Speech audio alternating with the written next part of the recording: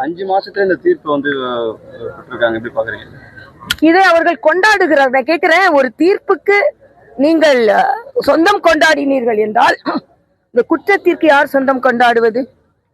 5 மாதத்தில் அவசர அவசரமா வழக்கு முடிக்கப்பட்டிருந்தாலும் கூட ஒரே ஒருவர் தான் குற்றவாளி என்று பதியப்பட்டிருக்கிறார். ஞானசேகரன் மட்டுமே குற்றவாளி என்றால் கூட யாருமே இல்லையா? யார் அந்த சார் என்ற கேள்வி இன்னுமே விடை தெரியாமல் சுற்றி கொண்டேதான் இருக்கிறது. ஆக இது மிக கவலை அளிக்கக்கூடிய ஒன்றாக இருக்கிறது. ஒரு பெண் பாதிக்கப்பட்டிருக்கிறாள் என்ற எண்ணம் கூட இல்லை அவர்களிடம்.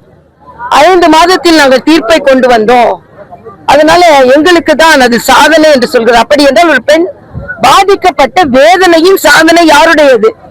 அரக்கோணத்தில் ஒரு பெண் கூக்குரலிட்டுக் கொண்டிருக்கிறாள், அவளுக்கு நியாயம் கிடைக்கவில்லை. அண்ணா பல்கலைக்கழகத்தில் உள்ள பெண்ணே சொன்னார், ஒரு பெண்களை விருந்துக்கு அழைக்கும் அளவிற்கு மோசமான ஒரு சூழ்நிலை இருக்கிறது, யார் அந்த சார் என்று கேட்டால் அதற்கும் பதில் இல்லை. அதனால் எல்லோரும் எச்சரிக்கையாக இருக்க வேண்டிய சூழ்நிலையில் இருக்கிறோம். 2026 பொதுமக்கள் இதற்கு பதில் சொல்வார்கள் என்று நான் நினைக்கிறேன். அதிமுக ஆட்சி வந்தாக்கா யார் அந்த சார் கண்டுபிடிப்பதாக வந்து இல்ல, பொதுமக்களுக்கு யார் அந்த சார் என்ற கேள்வி இருக்கும் பொழுது அதற்காக பதில் கொடுக்க வேண்டிய கடமையில் நாம் அனைவருமே இருக்கிறோம் என்பது எனது கருத்து. கொரோனா பரவுவதை நாம் எல்லாம் மிகுந்த எச்சரிக்கையோடு எதிர்கொள்ள வேண்டும்.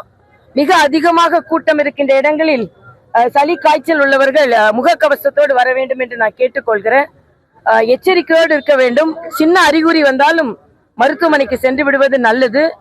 எதையும் மறைக்காமல், அரசாங்கமும் சரி பொதுமக்களும் சரி, அறிகுறிகளை மறைக்காமல் இருந்தால் நல்லது. ஆனால் இங்கே தமிழகத்தில் செவிலியர்கள் போராடி கொண்டிருக்கிறார்கள். போன முறை கரோனாவிற்கு பணியாற்றிய மருத்துவர்கள் கூட அங்கீகாரம் இல்லை என்று போராடி கொண்டிருக்கிறார்கள். ஆக முதலில் சேவை செய்தவர்களுக்கு தமிழக அரசு அங்கீகாரம் கொடுக்க வேண்டும் என்பது எனது கருத்து.